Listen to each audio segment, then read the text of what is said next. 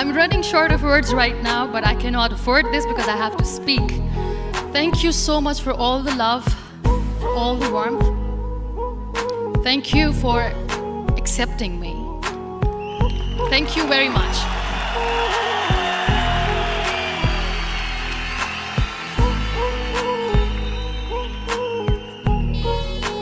Well, I always start my talk with a disclaimer. And that disclaimer is that I've never claimed to be a motivational speaker. Yes, I do speak, but I feel more like a storyteller because wherever I go, I share a story with everyone. Well, it is a story of a woman whose perfectly imperfect life made her who and what she is today.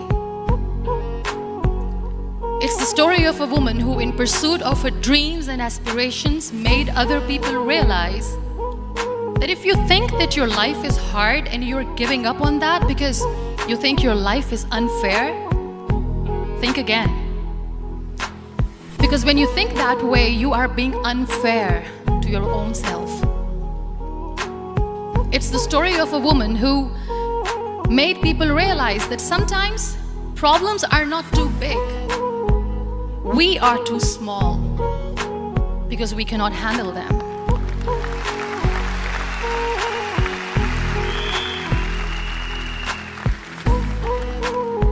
It is the story of a woman who with time realized the real happiness doesn't lie in success, money, fame.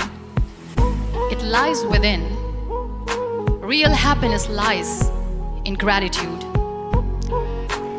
So I am here and I'm going to share the story of that woman. That is my story.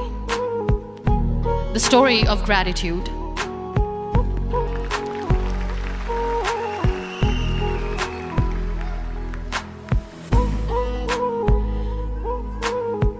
I love you too. I love you all. I believe in the power of words. Many people speak before they think. But I know the value of words. The words can make you, break you, they can heal your soul, they can damage you forever. So I always try to use the positive words in my life wherever I go. They call it adversity, I call it opportunity. They call it weakness, I call it strength. They call me disabled, I call myself differently abled. They see my disability. They see my disability, I see my ability. There are some incidents that happen in your life, and those incidents are so strong that they change your DNA. Those incidents or accidents are so strong that they break you physically. They deform your body, but they transform your soul.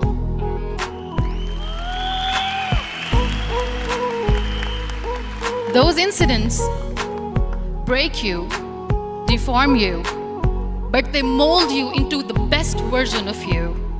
And the same thing happened to me. And I'm going to share what exactly happened to me. I was 18 years old when I got married. And this thing I'm sharing for the very first time on an international level. I was 18 years old when I got married. I belonged to a very conservative family, a Baloch family, where good daughters never say no to their parents. My father wanted me to get married, and all I said was, if that makes you happy, I'll say yes. And of course, it was never a happy marriage. Just about after 2 years of getting married, about 9 years ago, I met a car accident. Somehow my husband fell asleep and the car fell in the ditch. He managed to jump out, saved himself. I'm happy for him. But I stayed inside the car and I sustained a lot of injuries. The list is a bit long. Don't get scared. I'm perfectly fine now. Radius ulna of my right arm were fractured. The wrist was fractured. Shoulder bone and collarbone were fractured. My whole rib cage got fractured. And because of the rib cage injury, lungs and liver were badly injured. I couldn't breathe. I lost urine and bowel control. That's why I have to wear the bag wherever I go. But that injury that changed me and my life completely as a person and my perception towards living my life was the spine injury.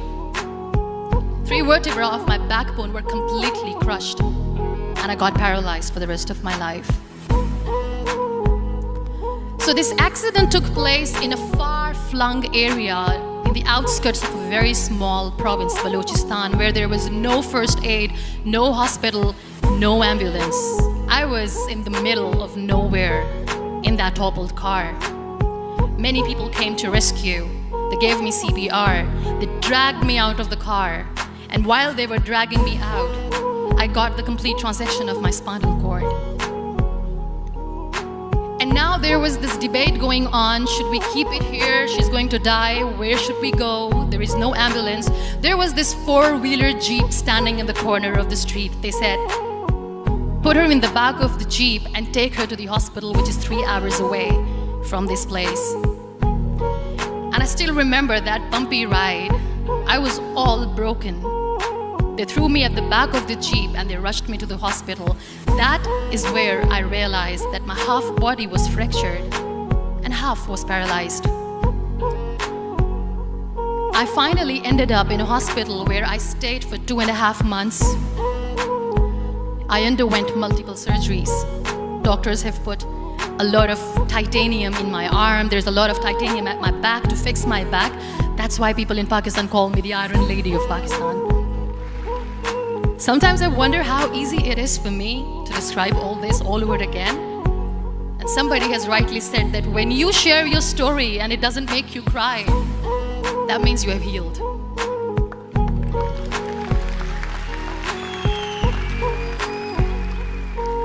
Those 2.5 months in the hospital were dreadful. I will not make up stories just to inspire you. I was at the verge of despair.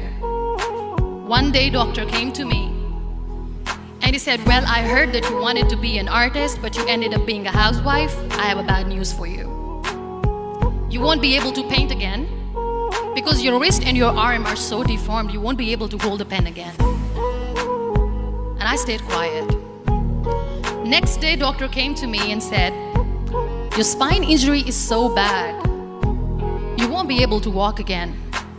I took a deep breath and I said, it's all right. The very next day, doctor came to me and said, because of your spine injury and the fixation that you have in your back, you won't be able to give birth to a child again. That day, I was devastated. I still remember, I asked my mother, why me? And that is where I started to question my existence. Why am I even alive? What's the point of living? I cannot walk, I cannot paint, fine, I cannot be a mother. And we have this thing in our heads being women that we are incomplete without having children. I am going to be an incomplete woman for the rest of my life. What's the point? People are scared. They think I will get divorced. What is going to happen to me? Why me? Why am I alive? We all try to chase this tunnel. We all do this because we see light in the end of the tunnel, which keeps us going. My dear friends, in my situation, there was a tunnel that I had to roll on, but there was no light. And that is where I realized that the words have the power to heal the soul. My mother said to me, this too shall pass. God has a greater plan for you. I don't know what it is, but He surely has.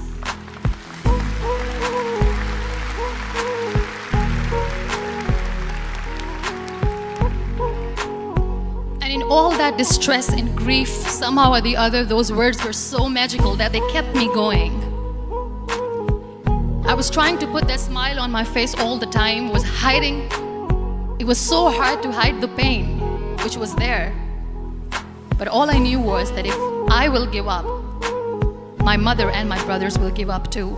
I cannot see them crying with me. So what kept me going was, one day I asked my brothers, I know I have a deformed hand, but I'm tired of looking at these white walls in the hospital and wearing these white scrubs. I'm getting tired of this. I want to add more colors to my life. I want to do something. Bring me some colors, bring me some small canvas. I want to paint. So the very first painting I made was on my deathbed, where I painted for the very first time. It was not just an art piece or just my passion. It was my therapy. What an amazing therapy it was. Without uttering a single word, I could paint my heart out. I could share my story. People used to come and say, "What lovely painting, so much color." Nobody could see the grief in it. Only I could. So that's how I spent 2.5 months in my hospital, crying, never complaining or whining, but painting. And then I was discharged and I went back home. And I went back home and I realized that I have developed a lot of pressure ulcers on my back and on my hip bone. I was unable to sit. There were a lot of infections in my body, a lot of allergies. So doctors wanted me to lie down on the bed straight for not 6 months, for not 1 year, for 2 years. I was bedridden, confined in that one room, looking outside the window, listening to the birds chirping, and thinking maybe there will be a time when we'll be going out with the family and enjoying the nature. That was the time where I realized how lucky people are, but they don't realize. That is the time where I realized that the day I'm going to sit, I'm going to share this pain with everyone to make them realize how blessed they are, and they don't even consider them lucky. There are always turning points in your life. There was a rebirth day that I celebrated. After 2 years and 2.5 months, when I was able to sit on a wheelchair, that was the day when I had the rebirth.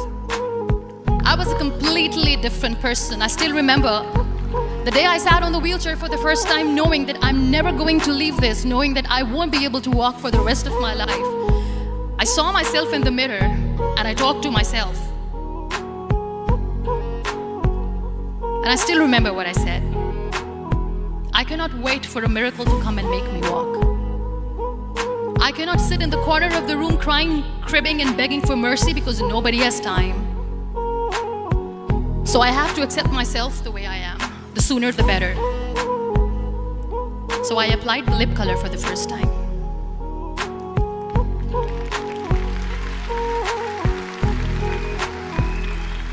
And I erased it. And I cried. And I said, what am I doing? A person on a wheelchair should not do this. What will people say? Clean it up. Put it again. This time I put it for myself. Because I wanted to feel perfect from within. And that day I decided that I'm going to live life for myself. I am not going to be that perfect person for someone. I am just going to take this moment and I will make it perfect for myself. And you know how it all began? That day I decided that I'm going to fight my fears. We all have fears. Fear of unknown, fear of known, fear of losing people, fear of losing health, money. We want to excel in career, we want to become famous, we want to get money. We are scared all the time. So I wrote down one by one all those fears. And I decided that I'm going to overcome these fears one at a time. You know what was my biggest fear? Divorce. I couldn't stand this word. I was trying to cling on to this person who didn't want me anymore, but I said no. I have to make it work. But the day I decided that this is nothing but my fear, I liberated myself by setting him free. And I made myself emotionally so strong that the day I got the news that he's getting married, I sent him a text that I'm so happy for you and I wish you all the best. And he knows that I pray for him today.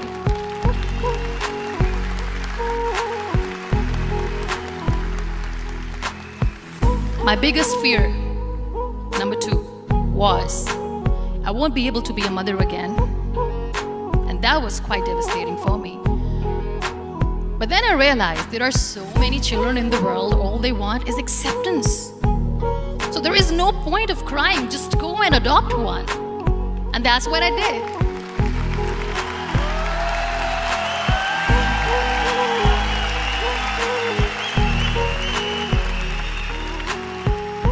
I gave my name in different organizations, different orphanages. I didn't mention that I'm on a wheelchair, dying to have a child. So I just told them that this is Muniba Mazari and she wants to adopt a boy or girl, whatsoever, but I want to adopt a kid. And I waited patiently. 2 years later, I got this call from a very small city in Pakistan. I got a call and they said, "Are you Muniba Mazari? There is a baby boy and would you like to adopt?" And when I say yes, I could literally feel the labor pain. I said, yes, I am going to adopt him. I am coming to take him home.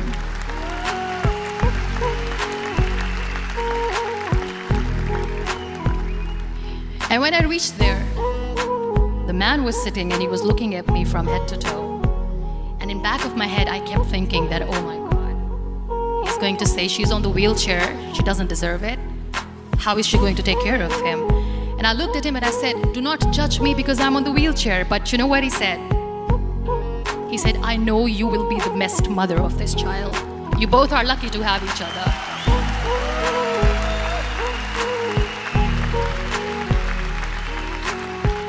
And that day, I was 2 days old, and today he's 6.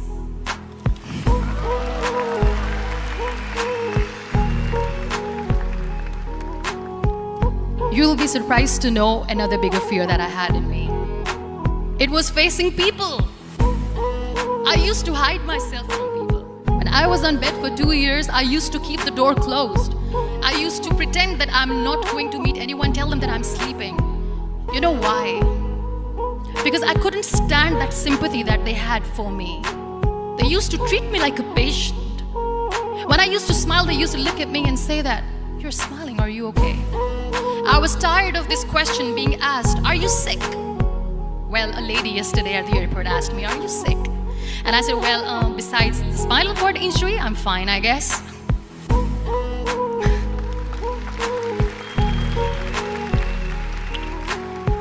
But those are really cute questions. They never used to feel cute when I was on the bed.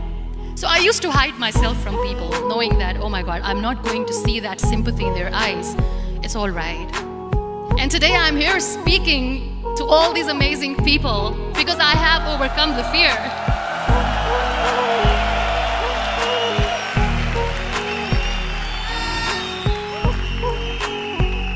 You know, when you end up being on the wheelchair, what's the most painful thing? That's another fear that people on the wheelchair, or the people who are differently abled, have in their hearts, but they never share. I'll share that with you. The lack of acceptance. People think that they will not be accepted by other people because we, in the world of perfect people, are imperfects. So I decided that instead of starting an NGO for disability awareness, which I know will not help anyone, I started to appear more in public. I started to paint. I always wanted to. I have done a lot of exhibitions. I'm Pakistan's first wheelchair-bound artist. I have done a lot of modeling campaigns, different campaigns for brands like Tony and Guy.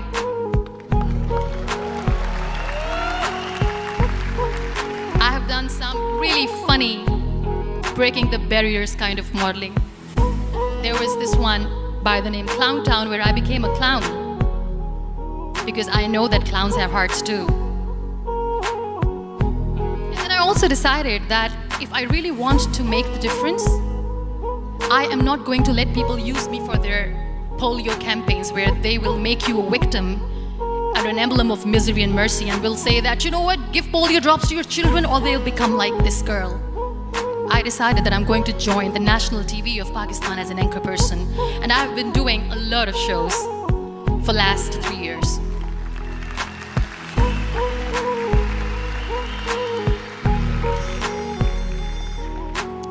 So when you accept yourself the way you are, the world recognizes you. It all starts from within. I became the National Goodwill Ambassador for UN Women Pakistan, and now I speak for the rights of women, children. We talk about inclusion, diversity, gender equality, which is a must. I was featured in BBC 100 Women for 2015. I'm one of the Forbes 30 under 30 for 2016. And it all didn't happen alone. You all are thriving in your careers. You have bigger dreams and aspirations in life. Always remember one thing. On the road to success, there is always we, not me. Do not think that you alone can achieve things. No. There is always another person who is standing behind you, maybe not coming on the forefront, but behind you, praying for you and supporting you. Never lose that person. Never.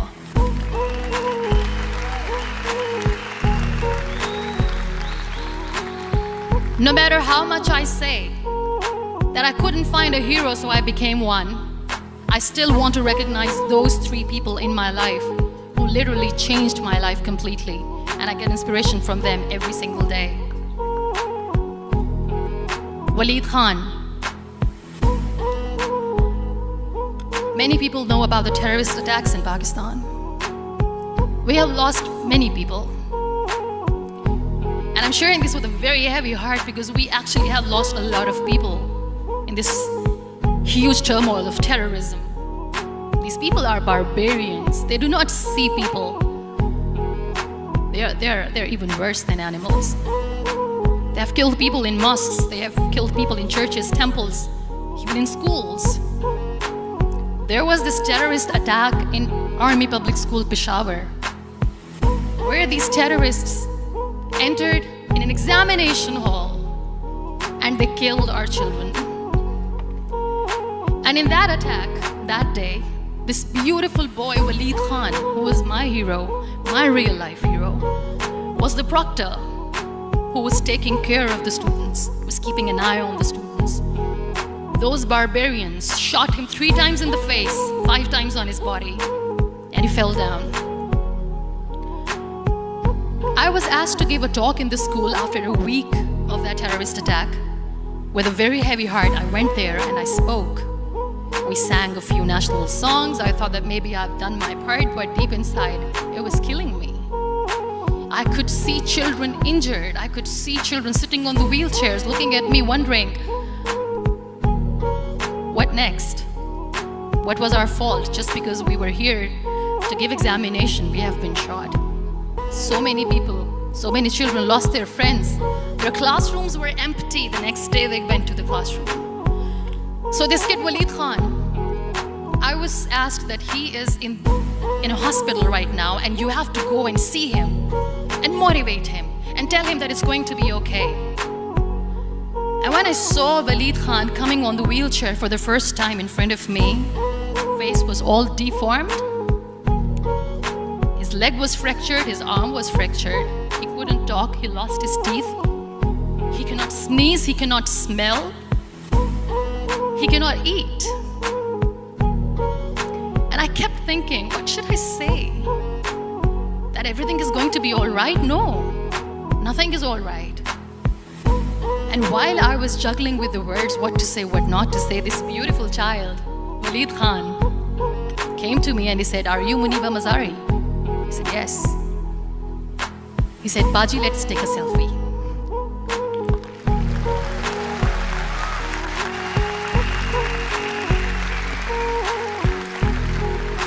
And with that beautiful, toothless smile of Waleed Khan, we took that beautiful selfie that I still have with me. I don't share that here because he was in a very bad shape that time. And that is where I realized that when I was thinking too much about his deformities, he's happy with himself. He doesn't even care. Because today he goes in the same school, and when somebody asks him that what happened to your face, why so many scars, you know what he says? "These scars are my medals and I wear them with pride."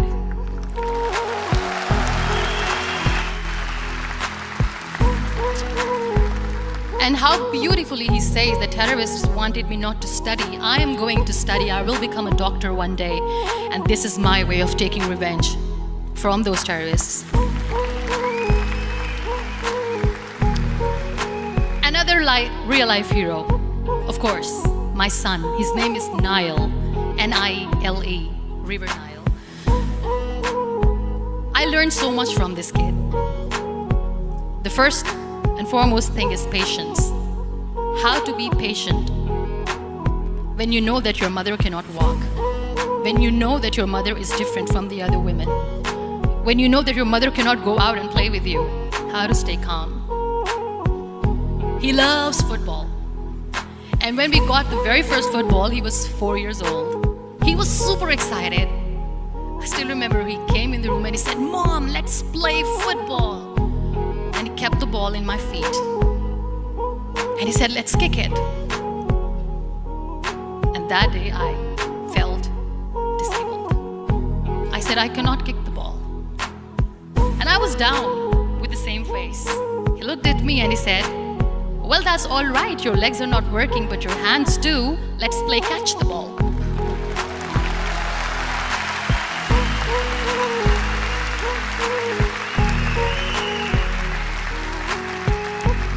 You know what? That day he made me realize that when you think your glass is half empty, come on, your glass is half full. It's all in here and here. Last but not least, the woman who made me realize that heroes have no gender. The woman who believed in me even when I was completely at the verge of despair, where everybody left. She was there. And every time I looked at her, without saying anything, she used to look at me and said, "This too shall pass. God has a bigger plan. And one day you will say that, oh my God, that is why God has chosen me." She never cried in front of me. She has always said that there will be haters, there will be naysayers, there will be disbelievers, and then there will be you proving them wrong. My mother.